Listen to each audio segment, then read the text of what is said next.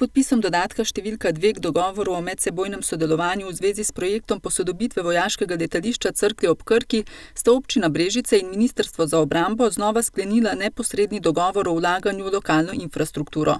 Osnovni dogovor o medsebojnem sodelovanju sta Karl Erjavec in Ivan Molan podpisala pred 12 leti.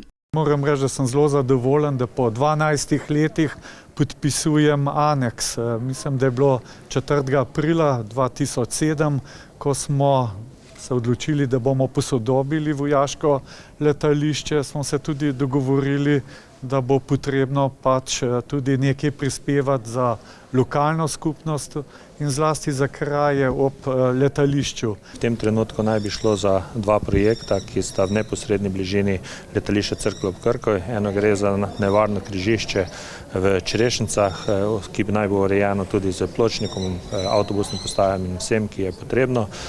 Seveda to bo šlo tudi za sofinanciranje občine Brežice in pa drugi za most v Cerkljah ob Krki, lesen, ki je tudi precej v slabem stanju in pa cesta. Dodatek prinaša občini 400 000 evrov v letu 2019 in prav toliko v letu 2020. Moram reči, da pogajanja z županom so bila zelo zahtevna, zlasti zato, ker osnovni dogovor namenja do 600 000 evrov. Seveda župan je želel doseči celoten znesek, vendar glede na proračunsko situacijo in tudi glede na to, da vemo, da se obrambni proračun ne povečuje tako, kot bi si želeli, sva oba našla kompromisno rešitev. Sredstva ne bodo namenjena zgolj sofinanciranju investicij v lokalno infrastrukturo, ampak tudi za sofinanciranje nabave novih gasilskih vozil.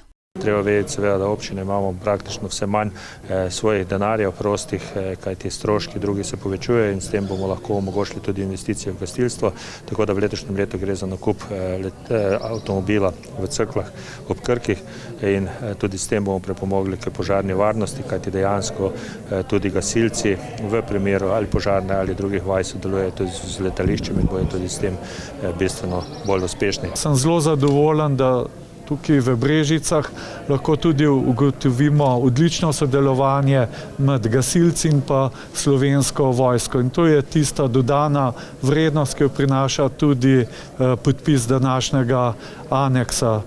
Pogovori tečejo tudi v druge smeri. Dejstvo je, da imamo kar nekaj nerešenih še tudi javnega dobra cest v mestu Brežice, kajti vemo okoli doma JLA in pa okoli bivšega doma JLA, ki je danes mladinski center in pa seveda tudi okoli določenih stanovanj, ki so bile vojaške, so še določene cestišča, ki so v lasti MORS-a, tako da tudi tu razmišljamo o menjavi. Molan je še dejal, da si v občini prav tako želijo prenosa lastništva praznih stanovanj v lasti države, ki so prazna že 2 desetletji.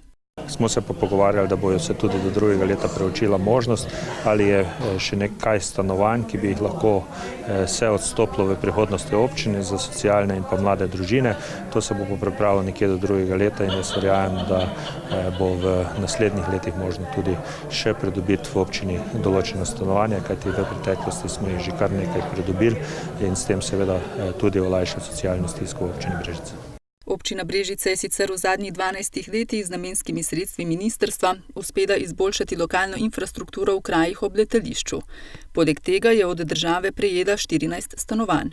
Prav tako pa smo dobili nepremičnine v Slovenski vasi, bivši remontni center, v katerem smo sedaj ga tudi delno usposobili in v katerem smo tudi v lanskem letu dobili novega najemnika, kar pomeni seveda, da s tem tudi bo se omogočilo dodatno razvoj gospodarstva v občini Brežice.